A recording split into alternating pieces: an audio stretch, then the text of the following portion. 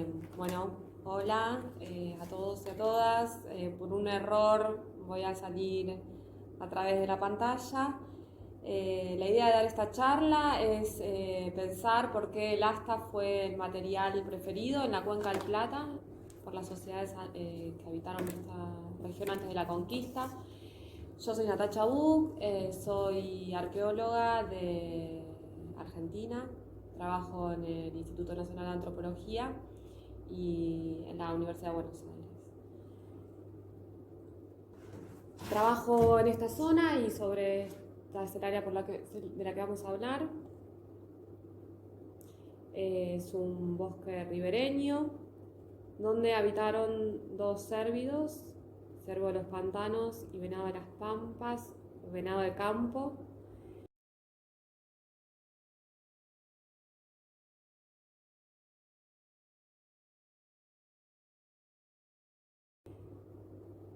Y bueno, esto nos vamos a ocupar del asta como materia prima.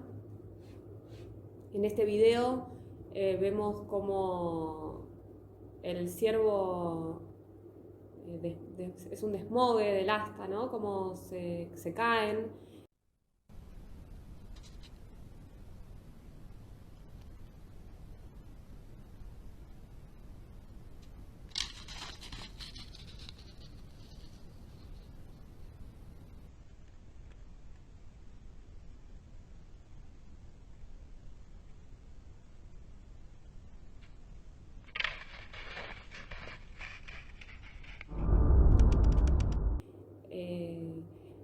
Ustedes va a haber otras charlas los próximos jueves donde seguramente se va a hablar de cómo el asta es propia de los machos, las hembras no tienen astas,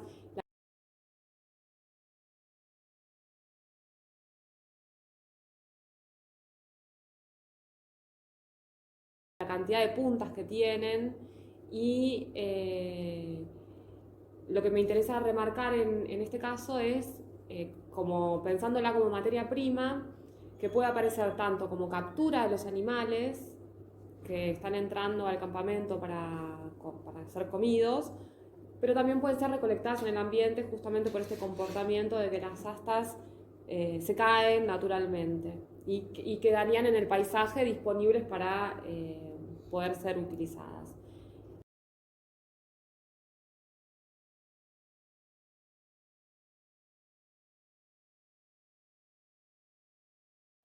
Siguiente diapositiva. Vemos acá en esta imagen lo rápido que crece. Esto le da particularidades, vamos a ver, al tipo de material que es el asta. Las astas crecen en aproximadamente 6 meses. De nada, como ven en la primera imagen de abajo, a tener prácticamente 6-8 puntas, un ciervo adulto en cada una de sus astas, ¿no? En el medio van a ver que el asta tiene como una felpita, que se llama velvet, que eso después se pierde cuando ya el asta está completamente desarrollada.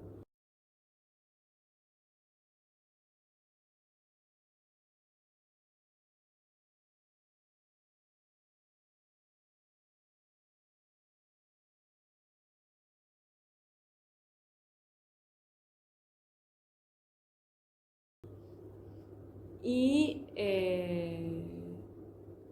dura entre el otoño, el invierno y la primavera, el desarrollo de las astas.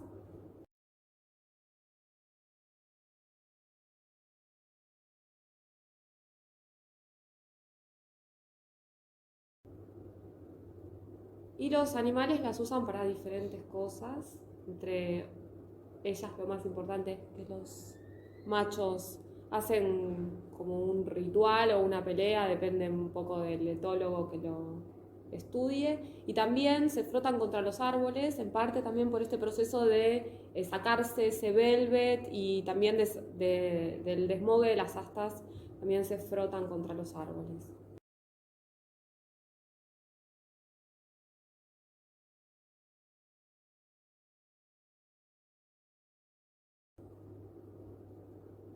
Esto, lo anterior, es importante porque tiene que tener ciertas propiedades el hueso para afrontar estos requerimientos mecánicos, ¿no? No es un hueso que está interno en el esqueleto y que tiene una función, no sé, por ejemplo, las costillas protegen los órganos, los huesos de las patas son para caminar. Esto es algo que enfrenta unos requerimientos muy importantes, ¿no? En estas fricciones, en estas tensiones.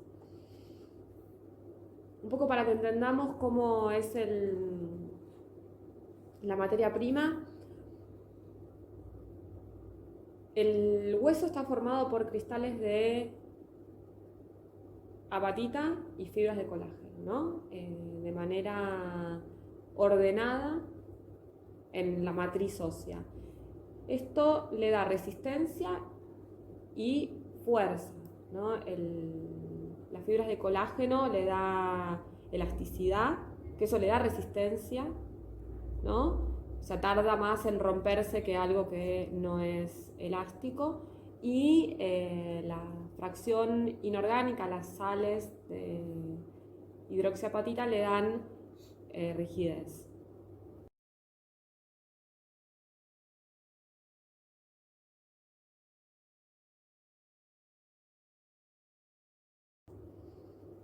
En la siguiente vemos que esta particularidad le da cierto orden al hueso y por eso el hueso se comporta de una manera predecible. Todos los huesos se comportan de una manera predecible. No es como un vidrio o una roca que la fractura en algunos casos es más predecible, pero en general es más incontrolada. Se dice que es isotrópica, ¿no? Que tiene control.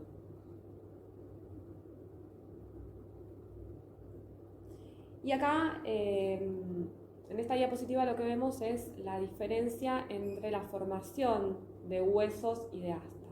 Entonces, vemos que un hueso se forma desde el feto y lo único que va haciendo a lo largo del tiempo es agrandarse el tamaño, ¿no? O sea, es un hueso que se va agrandando a través del tiempo, va ganando en minerales, va ganando en tamaño, va haciéndose cada vez más rígido. En cambio, el asta, este proceso de caerse y formarse todos los años le da otras particularidades, tiene otra manera en su proceso de formación.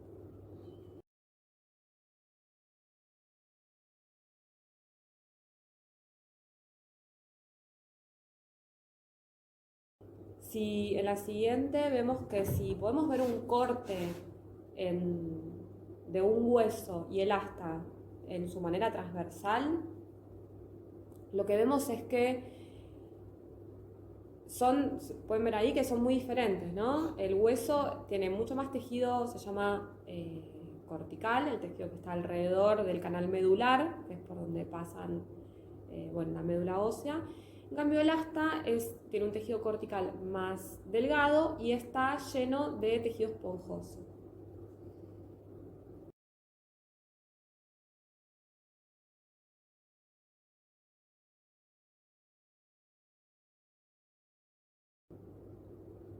Esto le da muchas particularidades porque lo hace un hueso menos denso, menos quebradizo, más resistente, ¿no? Al tener este tejido esponjoso que absorbe las tensiones.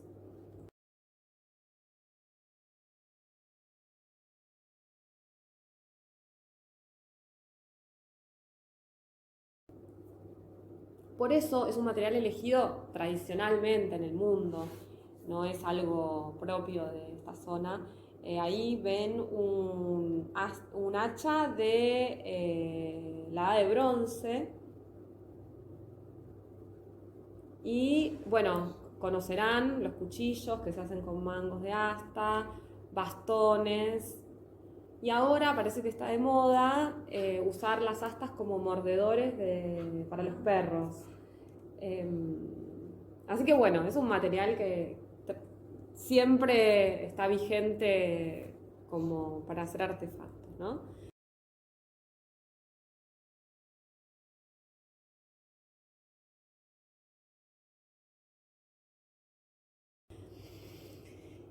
Se ha probado experimentalmente la resistencia justamente del asta y ahí ven en diferentes tipos de mecánicas, ¿no? Cómo soportan 10 kilos en suspensión, o sea que es un material muy, otra vez, la palabra resistente.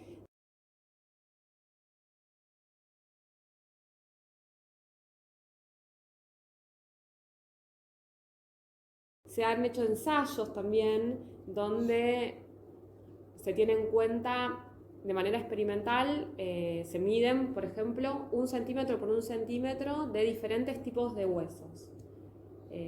Para no tener en cuenta, en este caso, la geometría, que también aporta su granito de arena al tema de las propiedades mecánicas de los huesos. Si tomamos 1 centímetro por 1 centímetro de cualquier hueso, costilla, fémur y asta, ahí se pueden evaluar las diferencias o particularidades de los materiales por sus propiedades físicas. Y bueno, justamente lo que se ve en estos casos es que es esto, que el asta es un material que se deforma mucho antes de fracturarse. Eso le da una gran resistencia, ¿no? Huesos, por ejemplo, de las patas que están diseñados para caminar o para soportar solamente fuerza y no esto que les mostraba antes de la contienda o de situaciones de mucho estrés, tienen otras propiedades, absorben quizás, pero absorben fuerzas estáticas, no trabajan en tensión y bueno, por eso los que trabajamos con tecnología ósea pensamos que cada hueso está diseñado para afrontar diferentes requerimientos funcionales.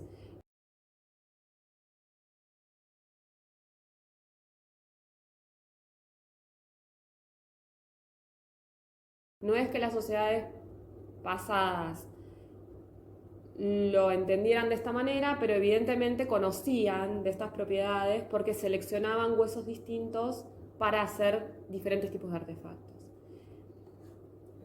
Sí, en la siguiente diapositiva lo que vemos es, bueno, la zona en la que yo trabajo, que es, bueno, el lado argentino, ¿no?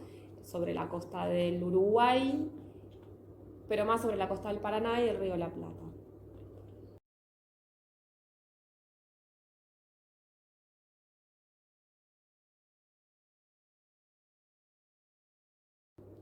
Son casi todos sitios de cazadores recolectores, aunque hay también algunos sitios guaraníes, que son horticultores. Pero en este caso nos vamos a referir a los sitios de cazadores recolectores, que son quienes trabajan la materia prima ósea de una manera más compleja. Ahí tienen como para ver algunos sitios. El de la izquierda es un sitio que está rellenado, ¿no? Está rellenado donde estamos excavando es el nivel del suelo original. El otro sí es un sitio, como pueden ver, de unos 30-50 centímetros, un sitio arqueológico. Bueno, en mi caso es un sitio arqueológico guaraní, pero lo que yo quería mostrarles era el ambiente donde se ubican estos sitios, que seguramente es similar al de los que se trabajan acá. Y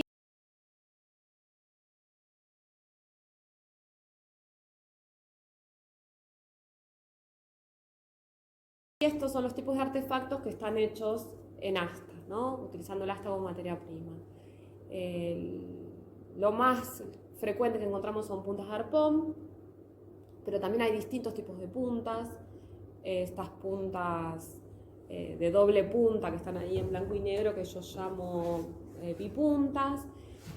Las otras puntas que están por encima de estas son puntas ahuecadas, tienen una perforación como para enmangar. Y del otro lado, en el otro extremo de la diapositiva, vemos que hay astas con una punta como en bisel, que serían como cuñas, y bueno, el objeto de la presentación, que son estas astas perforadas en el centro, ¿no?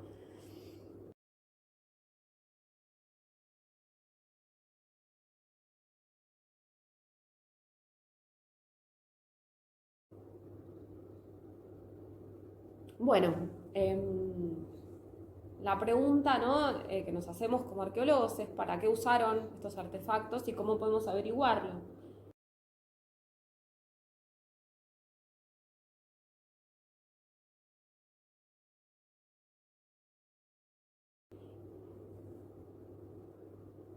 Tradicionalmente se hacían como identificaciones uno a uno por la forma con lo conocido, entonces podemos decir como estas que les decía yo que eran como cuñas, bueno, entonces esas cuñas se usaron para desbastar madera.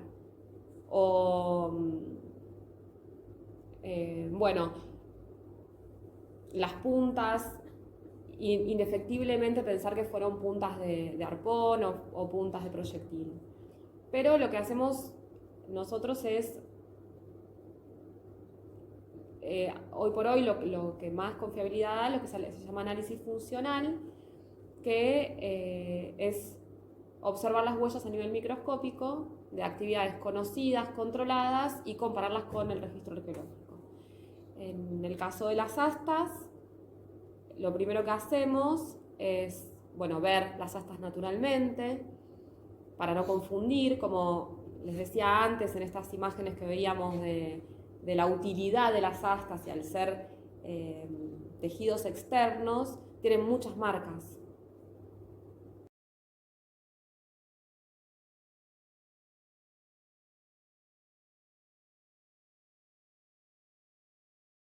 Muchas marcas, muchas fracturas y muchos pulidos. Eso es un gran tema para nosotros porque podemos confundir a veces piezas que parecen estar modificadas antrópicamente y en realidad son naturales. Esta es una primera advertencia que tenemos que tener. Bueno, como les decía, analizamos en el microscopio.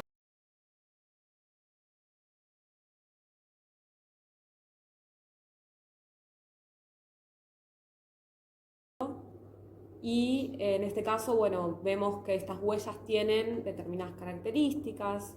Ahí vemos, estas son todas rayas naturales, las que vemos en esta diapo.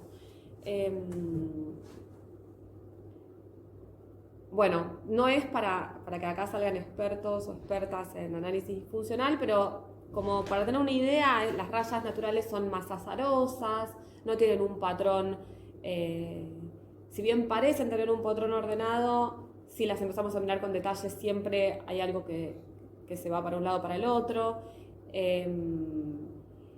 Pero la verdad que confunden mucho porque, por ejemplo, ven esta asta que tiene el número E larga, ¿no?, que parece hasta que fuera una decoración lo que tiene. Y en realidad esa justamente es una asta natural de colección de una colecta moderna. Las otras tres son astas sí arqueológicas que podemos llegar a pensar, confundirnos, pero vemos esta que está amarillita que es de ahora.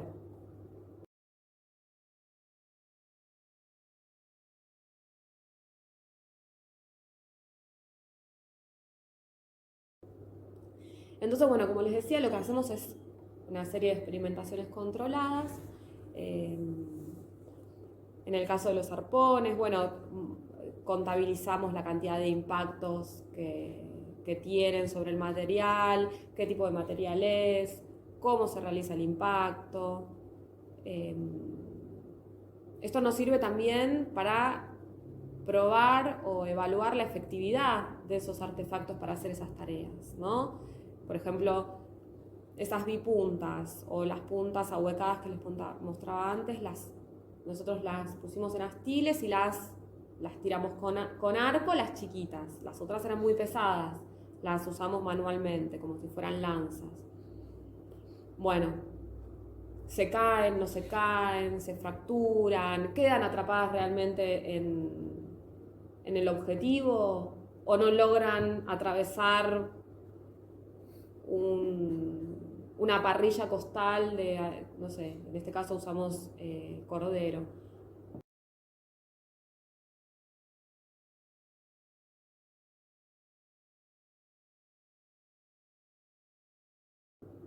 Que si tenemos que pensar en que estos animales en realidad tienen cuero, que se están moviendo, ¿no? Entonces, bueno, un primer paso es sí probar la efectividad de los artefactos, pero eso no va a decir nada de la función de los pasados. Lo que sí va a decir es el rastro que encontramos. Entonces lo que hacemos es primero controlar esto. Vemos la pieza antes de usar, ven que son las imágenes superiores, son antes de usar, son las huellas o las superficies son como muy abruptas, no están prácticamente redondeadas. Y en las siguientes que vemos usadas o las mismas piezas, luego del uso, ven cómo se va redondeando la superficie y cómo aparecen huellas. Ahí está marcado en recuadro una huella transversal, que es diferente a las otras que vienen longitudinales, que serían por la fabricación de la pieza.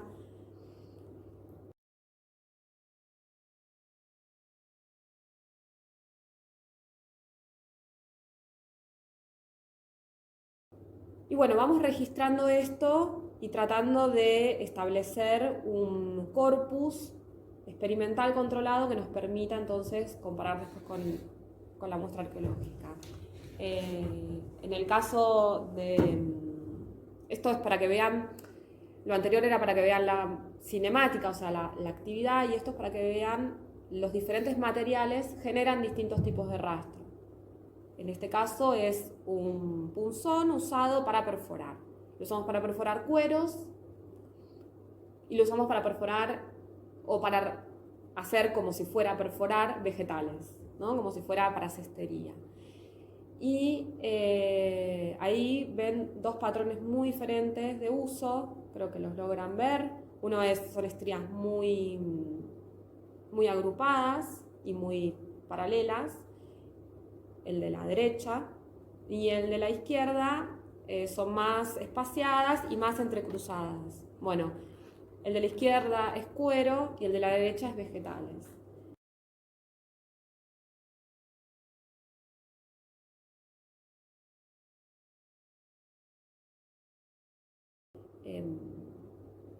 En última instancia, si queremos pensarlo, esto responde al patrón del abrasivo que tiene cada uno de los materiales. El cuero va a abradir por los pelos, por las diferentes sustancias de queratina que tiene la piel, que están desordenadas, y los vegetales tienen unas estructuras silíceas que se llaman fitolitos, que están también muy ordenados. Entonces, al mantener una actividad muy controlada, podemos ver estas dos diferencias. Ahora, sabemos que la realidad es que la actividad no son ni tan controladas, ni una, ¿no? Ni únicamente una, porque podemos usarlo a veces para una cosa y a veces para otra. Y ahí, bueno, se nos va complicando la tarea de la identificación y se nos va a ir complicando el desandar el camino.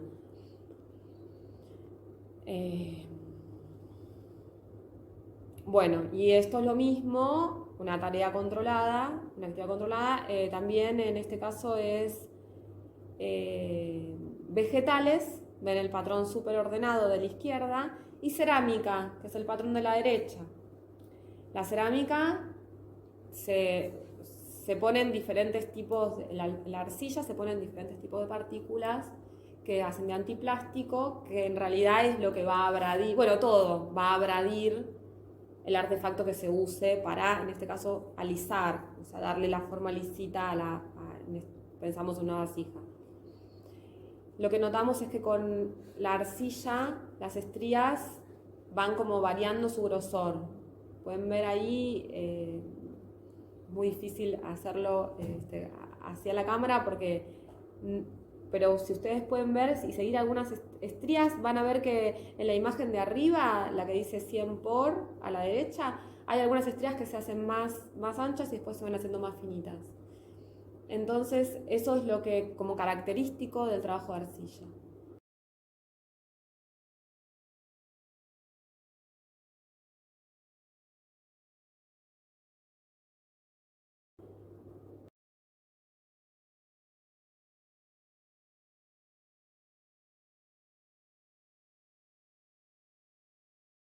Que a diferencia del vegetal, que es súper ordenado otra vez y muy estandarizada, digamos, la medida de las estrías.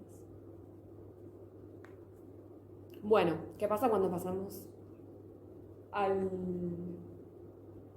¿Qué pasa cuando pasamos al arqueológico, ¿no? A la muestra arqueológica. En la muestra arqueológica, bueno, vemos, ¿se acuerdan la experimentación que yo les mostré de arpones, que era todo muy ordenadito? Bueno, acá vemos de todo.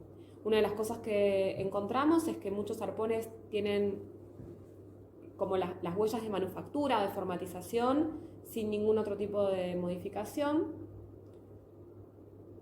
Eso es lo que está marcado con el recuadro blanco. Pero vemos que muchos en la punta, en el ápice, en el extremo, sí tienen huellas transversales que podrían ser de impacto de los proyectiles. Pero lo más interesante que notamos, que no habíamos registrado en nuestra experimentación, es que muchos arpones tienen, como en ese recuadro amarillo, huellas entre la perforación externa y la basal, ¿no? Que serían como de mangue de la cuerda, porque estos arpones van sujetos por una cuerda a un astil, que cuando se dispara permite recuperar la presa.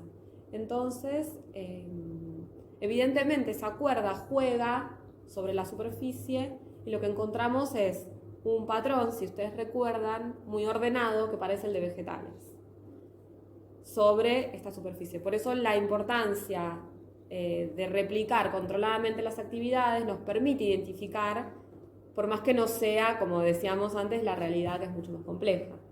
Pero si sabemos cómo se desarrollan los rastros, podemos encontrarlos en el registro arqueológico.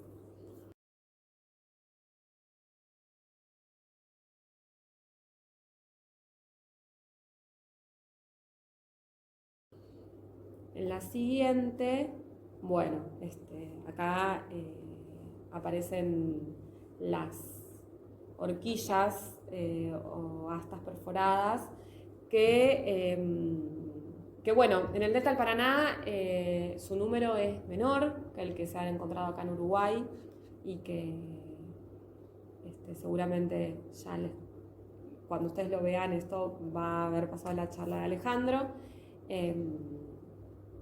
Nosotros tenemos 11, ayer hacíamos la cuenta. Estas que están acá, que son 5, son las que yo pude acceder personalmente. Acá las están viendo de una cara y de la cara contraria.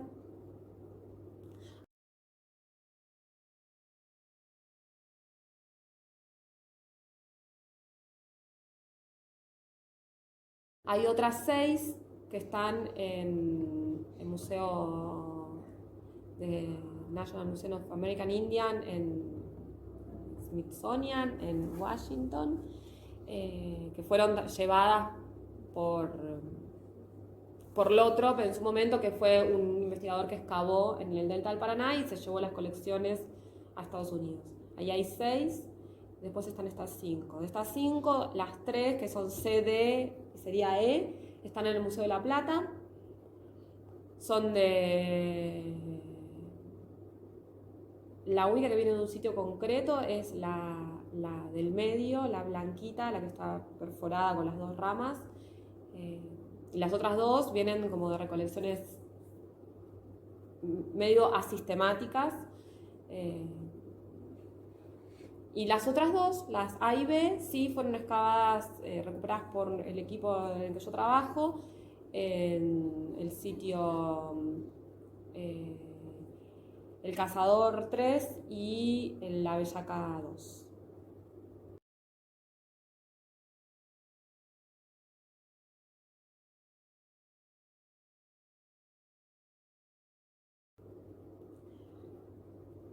Bueno, este artefacto seguramente ya lo mencionó Alejandro también, tiene una dispersión global, eh, o un tipo de artefacto similar, si queremos.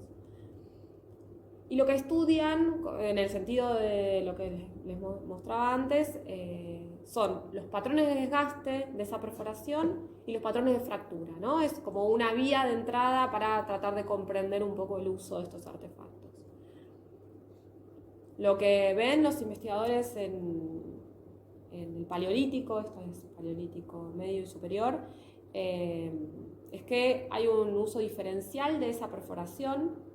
O sea, de una cara está, por ejemplo, ven ahí, en la parte superior, y en la cara contraria, en el anverso, está en la parte inferior. O sea que lo que les está dando una idea a estas personas es que algo atravesó esa perforación de manera, ¿cómo se dice? Alterna. Y lo que encuentran es ciertos rasgos como compresión del hueso, como estrías, que también lo que les da una idea es que lo que está pasando por ahí es algo no muy duro, es algo de un material relativamente blando, ¿no? Que deja este tipo de huellas. Y bueno, después lo que ven es el patrón de fracturas, ¿no? Que se da tanto en la perforación como en el fuste. Estas piezas son más largas que las nuestras, entonces ellos diferencian distintas partes, distintos sectores, y bueno, y ahí notan estos distintos tipos de fracturas.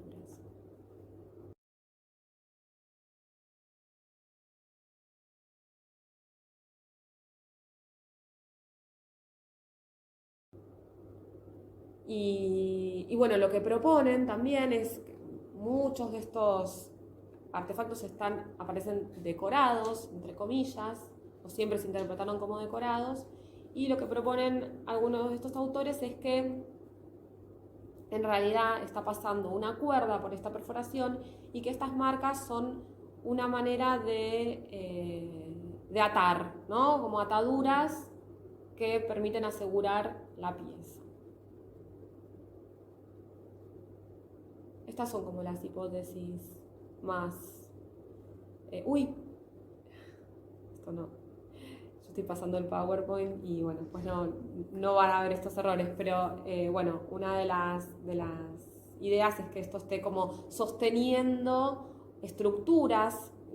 ¿Se acuerdan que hablábamos de los pesos que pueden soportar el asta? Entonces, combinando los materiales con los tipos de fracturas, con los tipos de rastro, lo que están pensando es que pueden estar siendo complementos de un armado de estructuras.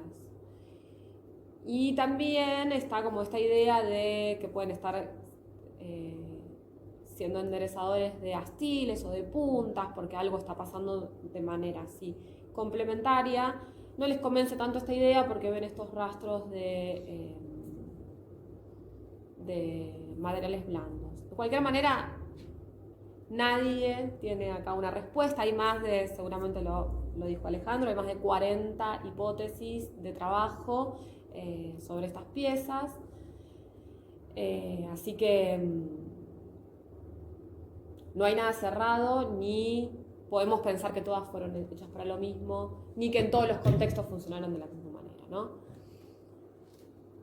Lo que hicimos nosotros fue tratar de ver estos rasgos en nuestra muestra.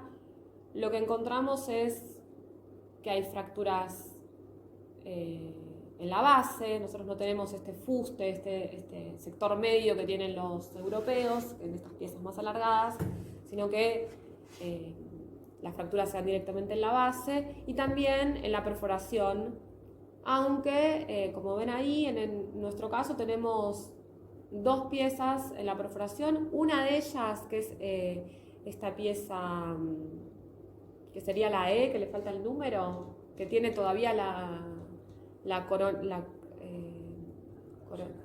¿cómo es? Roseta, me sale coroneta. La roseta, que es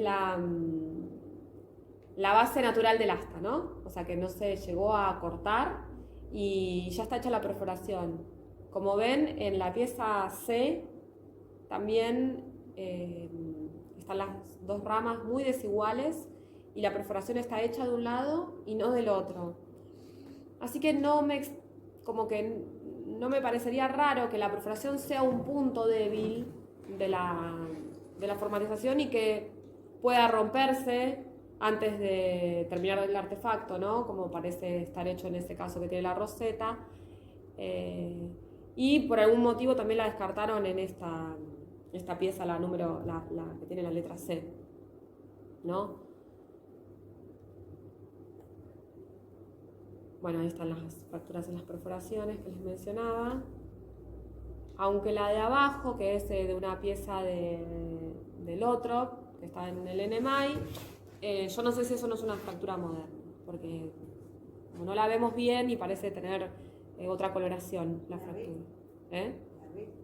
La B de abajo, sí, las de abajo, sí, son dos figuras distintas, están mezcladas. La B de abajo, la del medio. Y después lo que sí vemos es que tienen muchas fracturas también en las ramas, que eso estábamos viendo con Alejandro, que tienen el mismo tipo de fractura las piezas estas que analicé yo con las que analizó él. Y acá ya estamos como empezando a pensar en cosas distintas para explicarlo, porque yo pensaba en uso, pero la verdad que esas perforaciones no están, las ramas que están cortadas no están perforadas. Entonces es muy difícil pensar en qué se pudo estar usando ahí, sino más bien pensar en que puede ser parte del proceso de manufactura, que al fracturar, al segmentar, se generen esas fracturas en Langet, ¿cómo era que era? Sí, No me acuerdo cómo se llama, el tipo longitudinal, digamos, una fractura longitudinal que tiene que ver con una presión que se hace sobre el material. Entonces, si no nos va a dar una pista sobre lo funcional, puede ser que nos dé una pista sobre el proceso de manufactura. Y bueno, lo que hicimos en nuestro caso fue analizar las únicas dos piezas que tengo medianamente completas. Y en esta sí encontré, pueden ver ahí a nivel macroscópico incluso, como una diferencia entre un sector y el otro sector de la perforación. En el sector superior parece que estuviera más desgastada la pieza que en el sector inferior. Y se pueden ver algunas estrías, algunas cosas que parecen ser diferenciales entre una parte y la otra de la perforación. Pero lamentablemente esta pieza no tengo el anverso, porque está fracturada, así que no pude avanzar con eso. Y en esta, que es la pieza de túmulo 1 del Paranaguazú, creo que es del Museo de la Plata, también me pareció encontrar algún tipo de desgaste diferencial entre lo que hacen lo que se hace para poder diferenciar esto es como segmentar la perforación en cuadrantes, ¿no? Entonces, así podés calibrar cuando lo tenés de una cara y cuando lo tenés de la otra cara, si estás viendo cuadrantes opuestos. Y nos pareció ver que había un desgaste algo diferencial. Si bien no es súper claro, pueden ver en lo que dice frontal face, que sería la cara externa,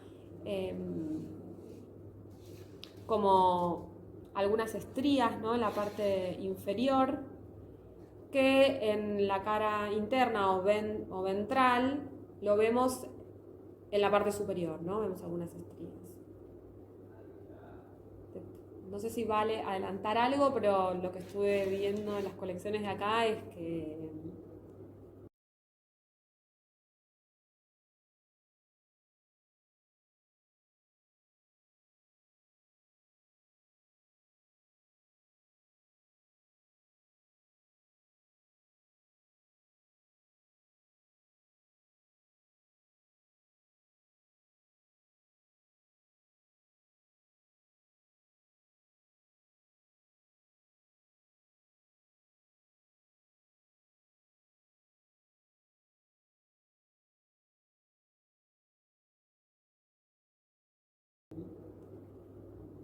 esto, si no es una rareza, puede ser algo un sesgo de mi parte, el análisis de esta única pieza que tengo completa, porque lo que estuvimos viendo acá es que no hay prácticamente rastros de uso y los dispositivos ópticos son los mismos, porque yo traje la lupa para mirar las piezas, así que bueno, todavía estamos un poco en veremos con la funcionalidad de esto.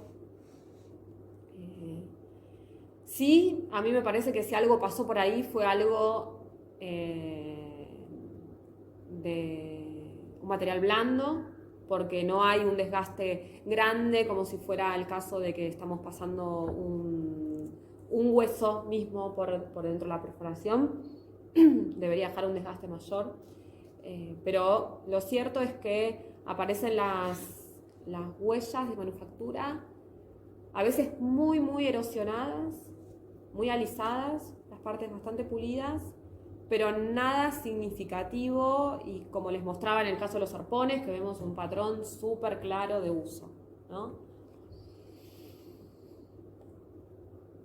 Bueno, lo que sí podemos decir es que hay una diferencia entre las astas estas paleolíticas y las nuestras, porque las nuestras son todas,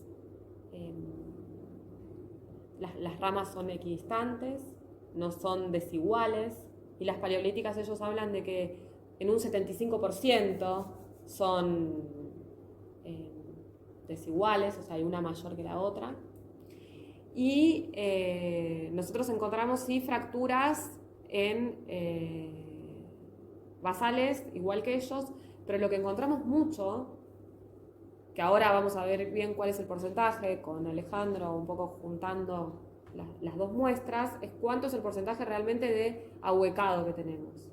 Porque a mí me parecía que era alto por mi baja cantidad de muestra, y cuando vine acá y veo las piezas que tienen acá, en realidad me parece que el porcentaje de ahuecado no sé si es tan alto, ¿no? Es importante el hecho de que está, porque evidentemente existe, pero yo pensé que era más alto de lo que aparentemente es, por lo que vemos acá. Así que bueno, se agradecen todo tipo de sugerencias e ideas para tratar de seguir insistiendo con la funcionalidad de estas piezas. Y bueno, desde ya muchas gracias. Lamento no haber estado personalmente, pero gracias por la atención y por la invitación.